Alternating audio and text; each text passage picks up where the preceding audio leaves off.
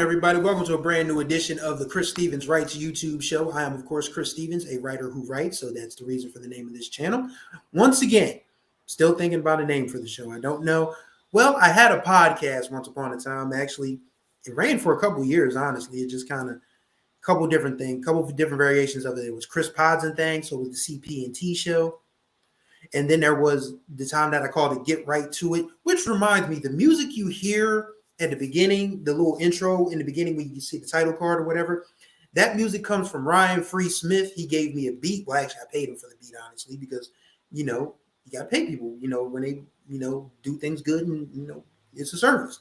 And, I wanted an intro for my podcast, and Free gave me this crazy beat, that I really enjoyed. It wasn't too peppy. It wasn't too low key, but it was still very, upbeat. I was like, I like that. How much would it cost for me to license that? And he gave me a fair price and we agreed to it. And I used it for Get Right to It for so long. And I was like, well, might as well use it for the YouTube channel as well. So shouts out to Ryan Free Smith giving me that wonderful beat that you hear, that little blurb that you hear at the beginning. I may end up making a longer intro so you can hear more of the beat. It really depends.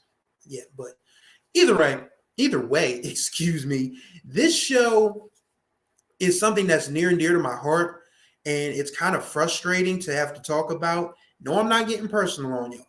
I'm sorry.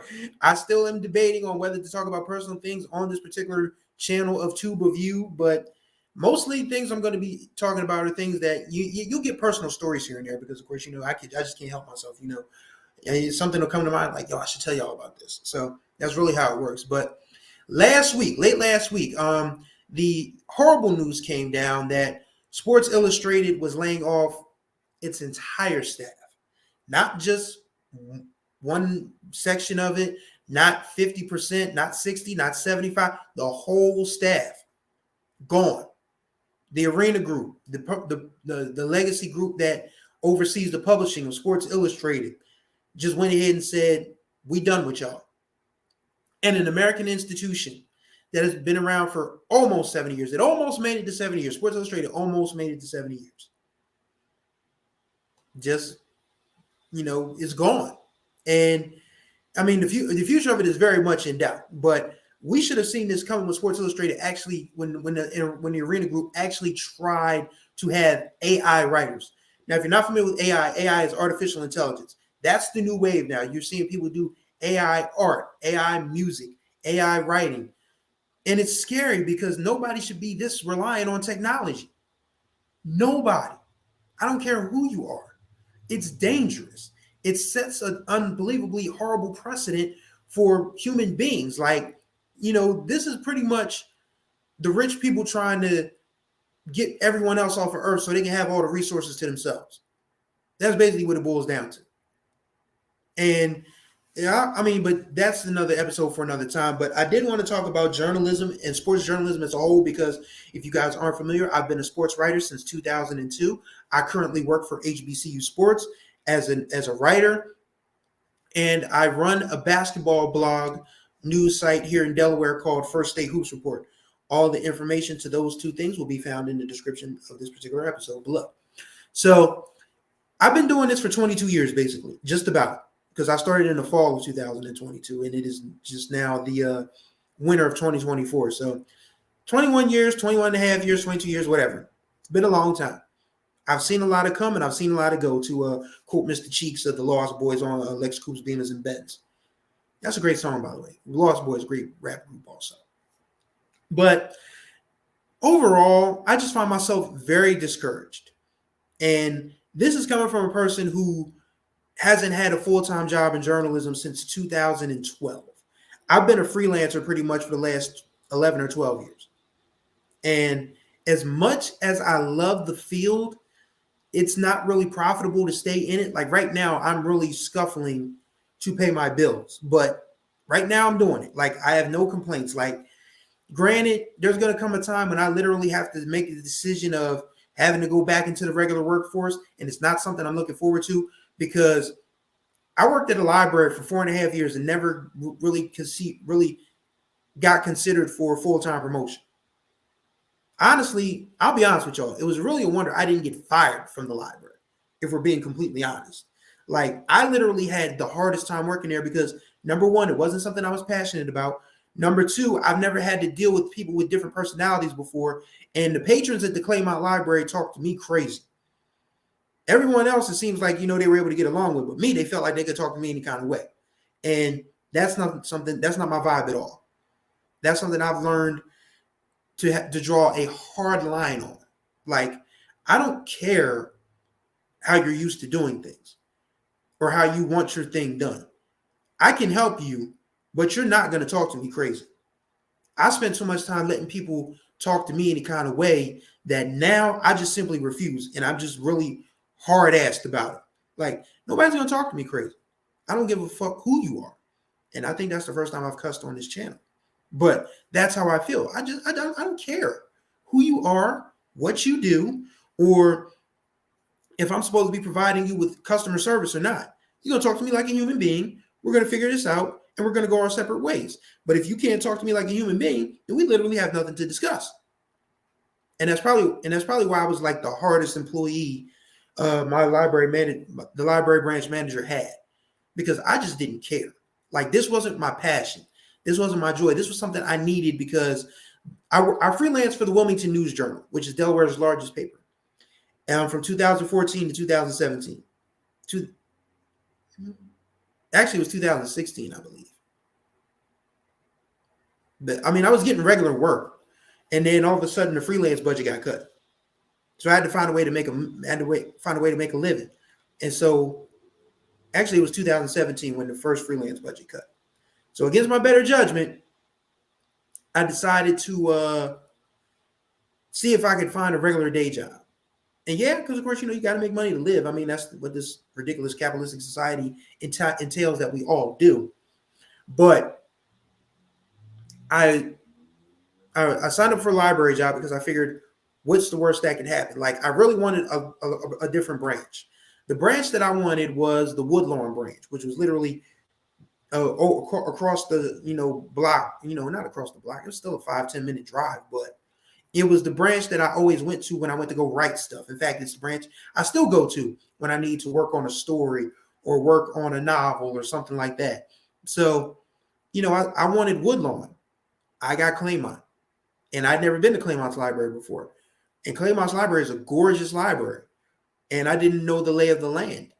And even as I, learned different things about, that particular branch, it still wasn't where my heart and soul was. Journalism and media was, and it still is. And HBCU sports came along at a very interesting time in my life, because I left the library to take another job. And I'm going to talk about this because I said I was going to wait, but we're here now. I'm talking about my career in journalism and media in the communications field. I might as well give y'all the dirt, give you the grind, give you the ugly parts, because I mean, there's some beautiful about this field that I can't wait to share with y'all. Like I said, I'm going to be writing my journalism memoir. I'll probably share some of these stories that are going to be in the memoir on this particular channel, but I want to tell y'all something. This job, so let me set the scene up. Let me set the scene up first. That's very important that I tell you guys this. A friend of mine was working with a consulting firm, which was basically a PR firm, but consulting firm. And she was like, how do you feel about getting back into writing? Well, honestly, to me, I never left, because it's important to note that the news journal started calling us back just to cover football and not much else. So I still had to hold on to my library job. The first iteration of freelancing, I got to do sports all year round. But now the news journal cut us back to just doing these brief little football clips, which I absolutely hate. Oh my God. As a writer, you like to tell a story. You can't tell a story in 2 fucking paragraphs. You just can't. But anyway, I'm at the library, and there's an important story that I need to tell you before I get to the job part, the new job part of it. There was a patron at this particular branch who was literally top flight security. He'd tell on anybody and everything. He really thought that, he was, the library cop. And we didn't have a library cop. Actually, we did have a security guard. Shouts out my guy, Lonnie. I really got to check in with my folks over at Claymont now that I think about it. But anyway, Um, yeah, this dude used to tell on everybody. And one day there was a special needs group that come in the library all the time because the social service center was literally around the corner from the library. And the social workers would bring in the special needs people. They'd look around, get on computers, look for books, write, draw, whatever it is they want to do. And there was a room. I got this ridiculous hair in my mouth. I have ridiculous facial hair. It's kind of hard to understand. But anyway, the special needs folks are coming into the library to work and do whatever they do. And there was a room in the library that's called like the reading room where you can't be too loud in there. Well, the special needs folks, they don't know that. So they go in the reading room. And top flight security comes up to me and says, "Aren't you going to make them leave?" I'm like, "No, why would I do that?" He's like, "They're in the reading room being loud." And I don't know what to say at this point, but I said, I'm not asking a group of special needs people to leave. I said it in those exact terms. So this gentleman goes, "Oh, well, if I say I'm special needs, can I make a whole bunch of noise too and disturb everybody?"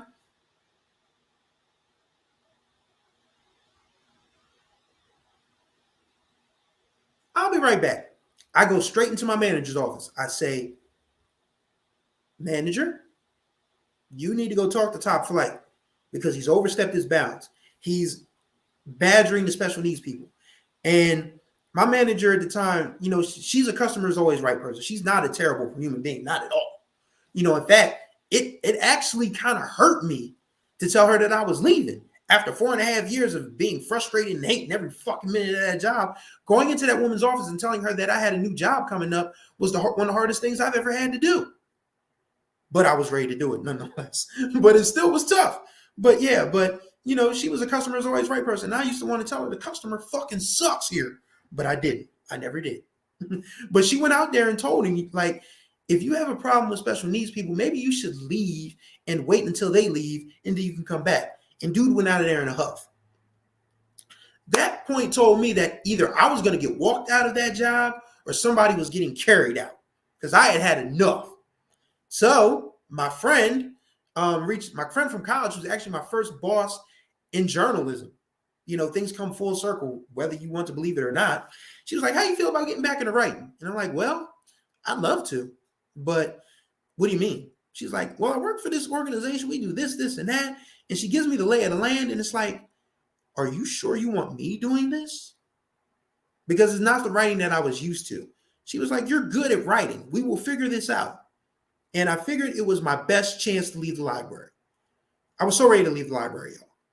I was like, it wasn't an abusive relationship, but because I hate to make that parallel, obviously, because there are people obviously going through abusive relationships right now.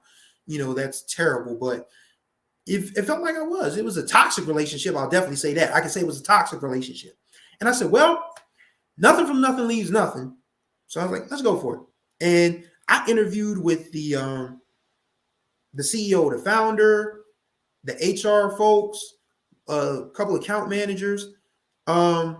They all liked me. They all liked that I could write. They all thought I was a good person.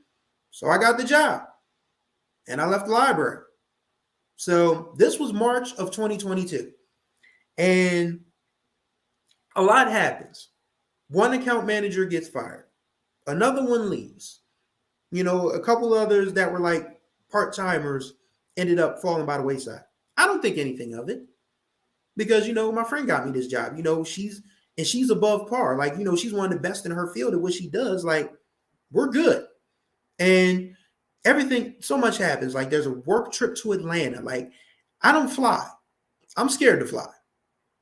So I tell any woman that has a crush on me in these United States, I'm not bragging, I'm not arrogant. I'm just saying, you never know who likes you, who follows you on social media. I'm like, I just want to say that if you're a woman that likes me from a distance, we are going to have to meet in the middle and I'm going to drive to meet you there. I don't fly. Like, if you want to fly me out or flued out, as Miami of the City Girl says, you better Amtrak me out, Avis me out, Hertz me out, whatever other rental car services is there. Put me out there that way. So, but yeah, I got on a plane to Atlanta to meet my coworkers for the first time, and it was a fun trip. And then beginning of the year, everything just goes to shit. One account manager or communications director was just like really rude to me. And if I ever see that woman again, I'm just going to tell her about herself on social media or anywhere else because she was just terrible, period. But anyway, Martin Luther King weekend, in fact, before Martin Luther King weekend, my friend texts me and says, I've been let go. I'm floored, absolutely stunned, scared to death because she's been working with me to kind of get me up to speed with everything that's going on within this organization. And she's like, don't worry about it. Just keep doing what you're doing. You're fine. Just do that in memory. She was like, do this in remembrance of me, like Jesus. You know what I'm saying? But a month later, it's like, and then the CEO works with me, you know, and this is one of the people that's like, oh, we're a family. We'll do this, we're that. And then her and her sister, who's the head of HR, they get me on Zoom a month later and they fire me. And I'm just like steamed because I gave up granted, it was a part-time job that I hated, but it was a government job. And government jobs are hard to get fired from. Like you really got to be a piss poor worker and a complete asshole to get fired from a government job. Or you steal it, either one of the three. That's about it. So I'm out of work.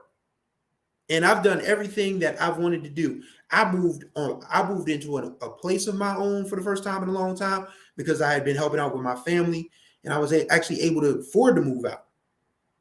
And I'm still living here by God's good graces, which is funny because I'm agnostic as hell, but by God's good graces, I still have my home and I hope to keep my home. Let me knock on wood.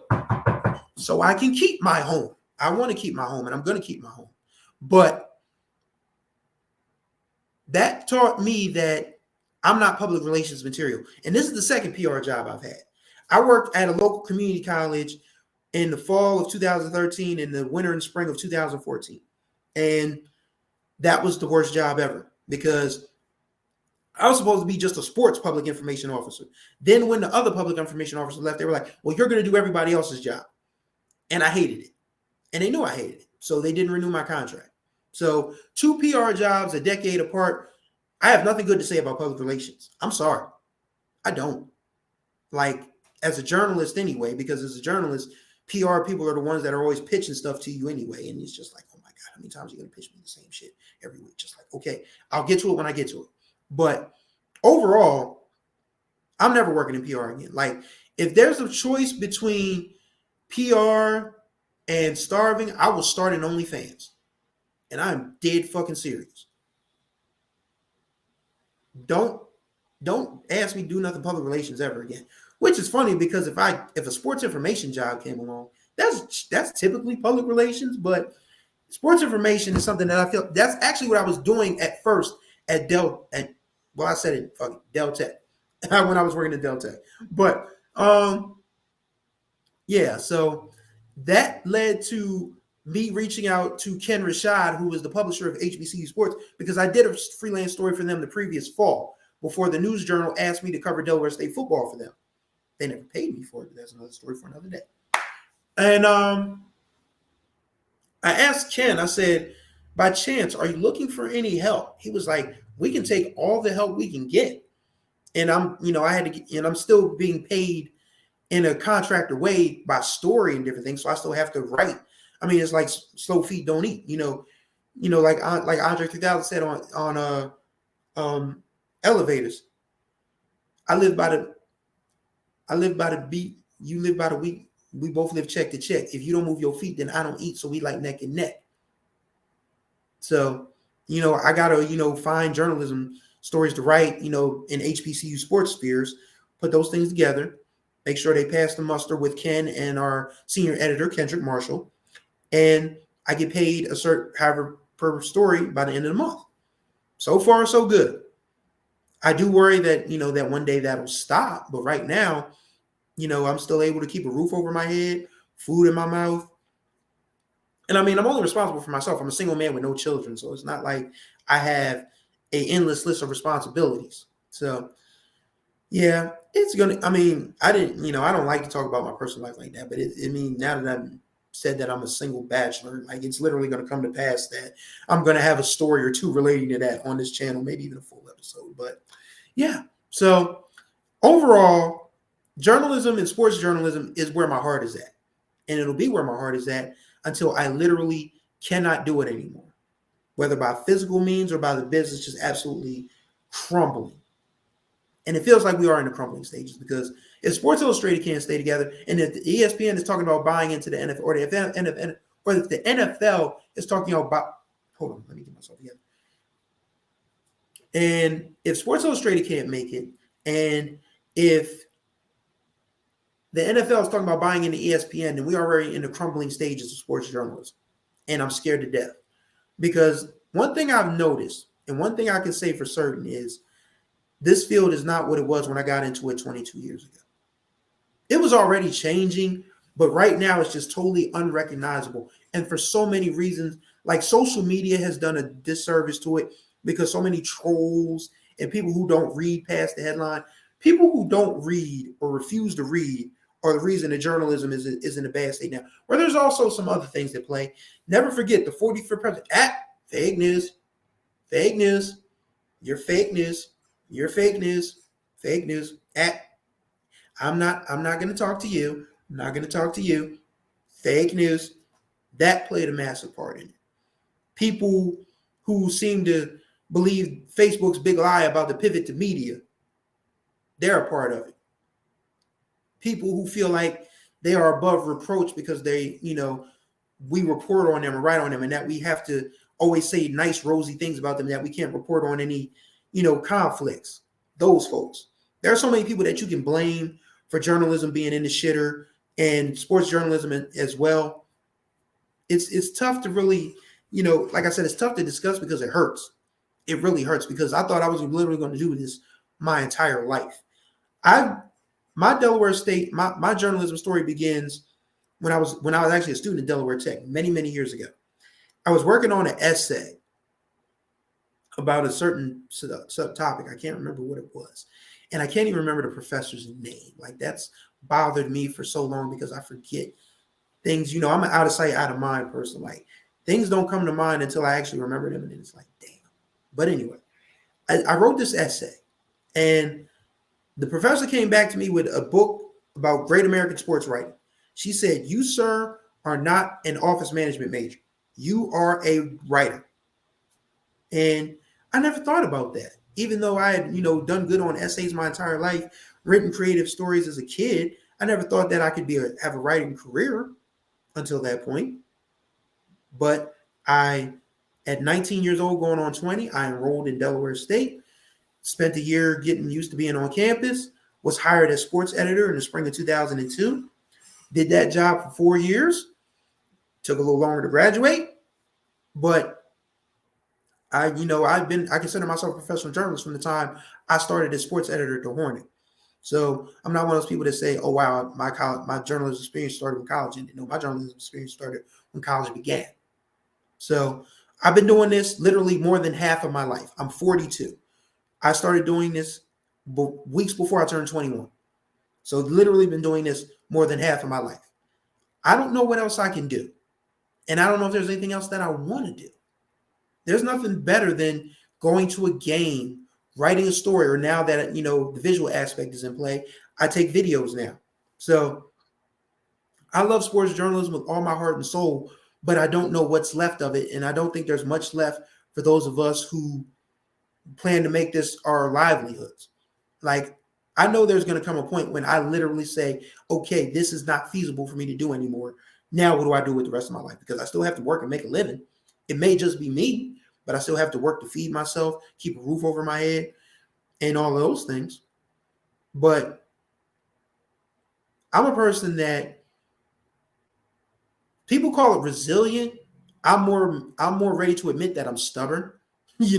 Like people have seen me bounce back from difficult things in my life, and not anything real serious, but that people just see me trucking along. And it's like people say, Chris, you're so resilient. And it's like, I guess it's just something in me that just doesn't want to give up on something. And I don't want to give up on journalism. I really don't. Like, I love this too much. Like, journalism saved my life. Like, when I was a 19, 20-year-old kid who was 340, 350 pounds, really didn't think I had anything to live for, hated my life at that point, journalism in Delaware State University saved me without any doubt. And I can't turn my back on what has given me so much joy, what has given me so much pleasure, what has given me a livelihood, what has given me a career, what has given me a passion. I want to try to figure this out. I'm still trying to figure out how to figure it out. But when you see legacy organizations closing shop because hedge fund bros have bought their way into journalism, you really feel like it's a losing battle. And it's very frustrating. It's very scary. And it's something that I thought about when I wanted to do this episode, because I wanted to talk about, more things in depth in terms of writing and journalism, because that's what I do. And that's what this channel was going to be based on. There's still going to be a lot of fun stuff to talk about, but I wanted to get this off my chest about Sports Illustrated closing down, because Sports Illustrated really was something that I enjoyed it as a kid, but I studied it when I was in college. I studied Sports Illustrated when I was a kid in college. I literally just sat down to old issues, would look at, what the Sixers were, what the Sixers were doing at that time, who was reporting on the big issues, how these folks were writing. Like Ralph Wiley died while I was in college, and I was really obsessed with his writing when he was on Page 2 on ESPN. So I went back and found the stuff that he used to do way back then. And it literally would just be some of the most impressive things that I've ever read. And, again, I met Stephen A. Smith once upon a time. I've met, some other folks in journalism that have been a huge influence on me. The Kelly Carters of the world, the Greg Lees, the Keith Reeves, folks like that. And, we're all hanging around. They're doing, Kelly's been, she's an entertainment correspondent for Good Morning America. It doesn't get much bigger than that. Of course, Greg is working with First, I can't remember the name of that organization, First on Sports, but it's important. And Keith is working with Deadspin right now. There are so many people that invested in me. There are people on the local level, like an Andre Smith, the parents of the kids that I cover, the coaches. There are so many people that have invested in my career and my success that I feel like leaving journalism in the lurch would just be a coward's thing to do. And I'm not going to do that. I am not going to do that. I love this field too much. But I do have to be realistic about it, because, I want to be able to take myself on trips. I want to go to concerts. Like, I went to see Beyonce by myself for the first time. I may do a Beyonce Renaissance retrospective. Yeah, I think that's going to be a fun little episode that I do. Might even do it this week. Now that I think about it. But, I'm just a person that just wants to try and make things work. And journalism is no different. I love this field too much to give up on it. But it's an uphill climb. It is. But I still feel like we can make a way out of this. We can figure it out. We can make the magic happen some sort of way. But how we do it, still very much up for debate. But I'm ready to give it a shot. And I say this to any journalist out there, any sports writer out there, any sports reporter, any, podcaster who, radio host, videographer, photographer. Let's start figuring out a way how we can save this. Because if we all pull together, it's like Teddy Pendergrass said on Wake Up Everybody. I know we can all do it if we all lend a hand. So let's all start lending hands and trying to save this thing. I know I want to. And that's going to do it for this edition of Get Right to It, even though that's not the official name, but it might as well be Get Right to It. But, this edition of Chris Stevens Writes YouTube episode. Greatly appreciate y'all's time as always. Once again, there will be different episodes each week, more to come. All the contact information for your boy will be in the description below. Thank y'all for watching. Until the next time we talk, y'all be good or be good at it.